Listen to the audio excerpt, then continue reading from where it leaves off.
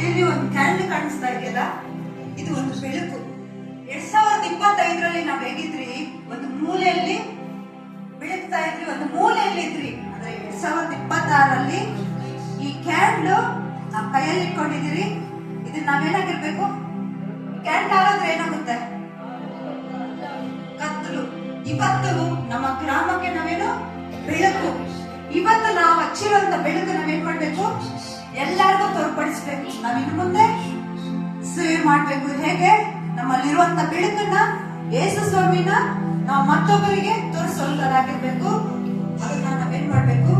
ಪ್ರತಿದಿನ ಮಾಡುವಂತರಾಗಿರ್ಬೇಕು. ಈ ಬೆಳಕನ್ನ ನಾವೇನ್ ಮಾಡ್ಬಾರ್ದು? ಒಂದು ಮೂಲೆಯಲ್ಲಿ ಇಡಬಾರ್ದು. ಮೂಲೆಯಲ್ಲಿ ಇಟ್ಟಿದ್ರೆ ಏನಾಗುತ್ತೆ?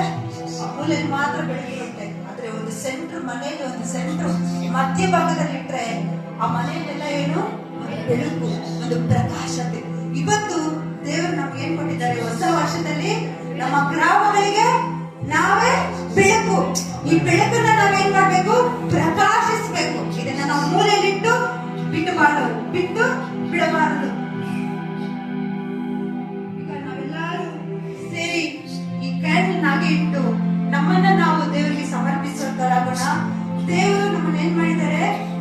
2025ನೇ ವರ್ಷದಿಂದ 2026ಗೆ ಕಾಲಿಡುವಂತೆ ಸಹಾಯ ಮಾಡಿದ್ದಾರೆ. ನಾವು ಈ ಸಮಯದಲ್ಲಿ ನಮ್ಮ ಕಣ್ಗಳನ್ನು ಮುಚ್ಚಿ ದೇವರನ್ನು ಮಹಿಮೆ ಪಡಿಸುವಂತವರಾಗೋಣ.